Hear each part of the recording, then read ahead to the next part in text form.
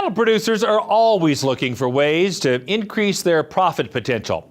One way is to improve the genetics in your herd. Cattleman to Cattlemen reporter Brian Baxter has a look at how crossbreeding can improve an operation's productivity and profitability. If you're a cow-calf producer, there are two primary ways to improve your profitability: either cut costs or increase production. Dr. Bob Weber of Kansas State University says one of the low or even no-cost strategies for cattle producers to improve their profits is by implementing a program of crossbreeding. I think one of the real challenges we face is, in the last few years, we're kind of back into the cost price squeeze, right? We had $3 calves for a while, which everybody thought was great, that is, but we're back to sort of realistic levels now. And, most of the university estimates say annual cow costs over $800 a cow. So everybody now is going back and thinking about how do I become more efficient?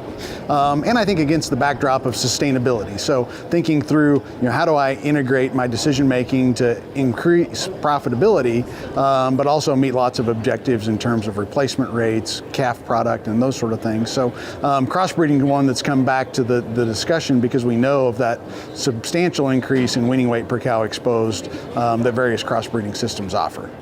As part of NCBA's producer education program, Dr. Weber spoke to a crowded room at the 2019 Cattlemen's College. He told the group that decades of research and experience clearly show that a well-thought-out crossbreeding program gives producers stronger cattle performance.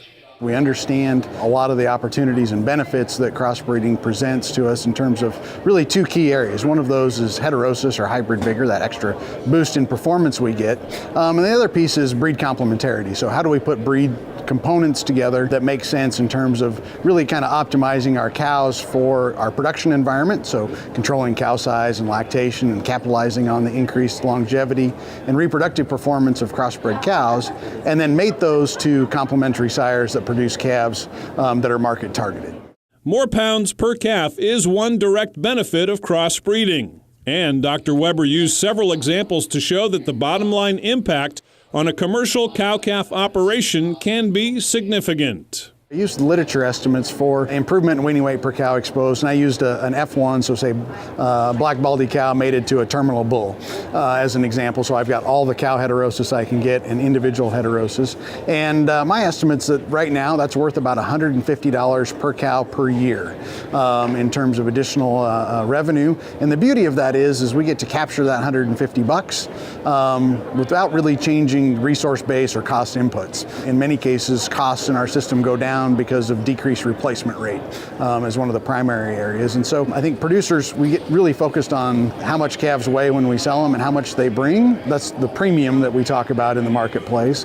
But we need to take a step back and look at how did we actually produce those calves and how much did it cost to get them there, and figure out ways to do both pieces, right? Build premium value calves in the marketplace, but do as much on the backside to control costs and inputs as we can, and heterosis plays a big role. As with any production change, Dr. Weber says each producer must evaluate for themselves how crossbreeding might work best for their operation.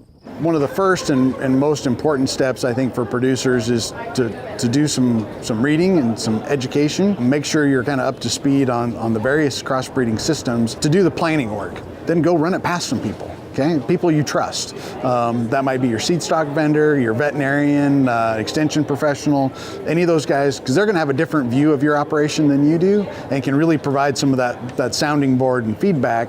And the other thing that does is build some accountability, right? So making sure we put a plan in place and we continue that plan over years is really important. With the right plan and clear goals, Dr. Weber says a crossbreeding program doesn't have to be complicated. In fact, he says it will be more valuable if a producer keeps it simple and sustainable for the long term. I'm Brian Baxter reporting for NCBA's Cattlemen to Cattlemen.